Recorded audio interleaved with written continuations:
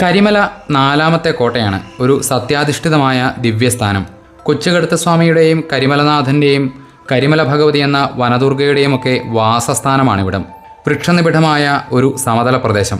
കരിമല കയറി വരുന്നവർ ഇവിടെ വിശ്രമിക്കാതെ പോവില്ല. ഇവിടെ കരിമലനാഥൻ്റെ ഒരു പ്രതിഷ്ഠയുണ്ട്. ചതുരത്തിലുള്ള ഒരു കരിങ്കൽ തറയിൽ വാളും ഗദയുമൊക്കെ ഏന്തി നിൽക്കുന്ന കരിമലനാഥൻ്റെ വിഗ്രഹം ഒറ്റനോട്ടത്തിൽ കറുപ്പസ്വാമിയായിട്ടാണ് തോന്നുക.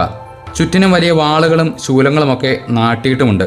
കൂടാതെ നാളികേരമുടയ്ക്കാനുള്ള മതിൽക്കെട്ടും ശരം കുത്തിയതുപോലുള്ള കാണിക്കമണ്ഡപവും കാണാം. ശബരിമലയിൽ മാത്രം കാണുന്ന ഒരു പ്രത്യേകതയാണ് കാണിക്കമണ്ഡപങ്ങളുടെ ഈ രീതിയിലുള്ള നിർമ്മിതി. ഈ വലിയ മലയുടെ മുകളിൽ മറ്റൊരു വലിയ അത്ഭുതം കൂടിയുണ്ട്. ഈ ഭാഗത്തായി ഒരു കിണറും ഒരു കുളവും കാണാം.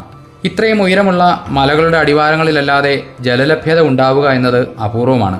അത്യാവശ്യത്തിനുള്ള വെള്ളം എപ്പോഴും ഇവിടെ ഉണ്ടാവും. മറ്റൊരു അത്ഭുതമായി പറയുന്നത് ഇതിൽ വെള്ളമില്ലാതെ വരുന്ന സമയം ഭക്തിയോടെ ശരണം വിളിച്ചുകൊണ്ട് മലർപ്പൊടി തൂവിയാൽ ഉറവക്കണ്ണുകളിൽ നിന്നും വെള്ളം ഊറി വരുന്നത് കാണാമെന്നുള്ളതാണ്. ഇത്രയും കയറ്റം കയറി വരുമ്പോൾ ഇവിടെ ഒരു ജലസ്രോതസ് കൂടി ഇല്ലാതിരുന്നാലുള്ള ബുദ്ധിമുട്ട് ഒന്ന് ആലോചിച്ച് നോക്കൂ.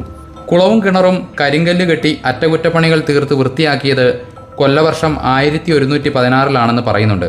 ഇതിൻ്റെ പണികൾ നടന്നുകൊണ്ടിരിക്കുന്ന സമയത്ത് ഇതിൽ നിന്നും നിധി കാക്കുന്ന ഭൂതങ്ങളെപ്പോലെ സർപ്പങ്ങൾ ഇളകി വന്നു എന്നും ഓരോ കല്ലുകൾ കെട്ടുന്ന സമയത്തും അവ മാറി മാറി ഇരുന്നു കൊടുത്തു എന്നുമൊക്കെ ഇവിടെയുള്ളവർ പറഞ്ഞു. ഉദയനനുമായുള്ള യുദ്ധകാലത്ത് കരിമല കയറിയ സേനാംഗങ്ങൾ ദാഹിച്ചു വലഞ്ഞപ്പോൾ അയ്യപ്പസ്വാമി തൻ്റെ വില്ലും ശരവും ഉപയോഗിച്ച് നിർമ്മിച്ചതാണ് ഈ കിണറും കുളവും എന്നാണ് കഥ.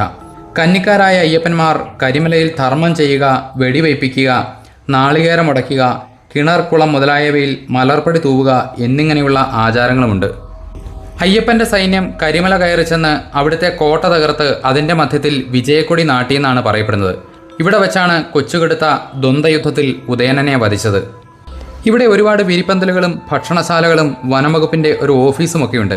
ഇവിടെ അയ്യപ്പ സേവാ സംഘത്തിൻ്റെ സൗജന്യ കഞ്ഞി വിതരണമുണ്ട് എന്ന് പറഞ്ഞിരുന്നുവെങ്കിലും അത് പക്ഷേ ഇവിടെ കാണാൻ പറ്റിയില്ല. കുറച്ചു നേരത്തെ വിശ്രമത്തിന് ശേഷം കരിമല മുകളിൽ നിന്നും യാത്ര തുടങ്ങി. ഈ യാത്രയിൽ ബുദ്ധിമുട്ടേറിയ മറ്റൊരു ഘട്ടമാണ് കരിമല ഇറക്കം.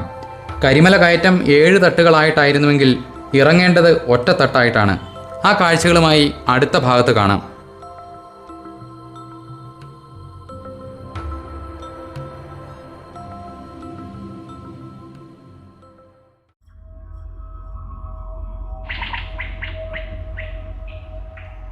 കരിമല നാലാമത്തെ കോട്ടയാണ്. ഒരു സത്യാധിഷ്ഠിതമായ ദിവ്യസ്ഥാനം.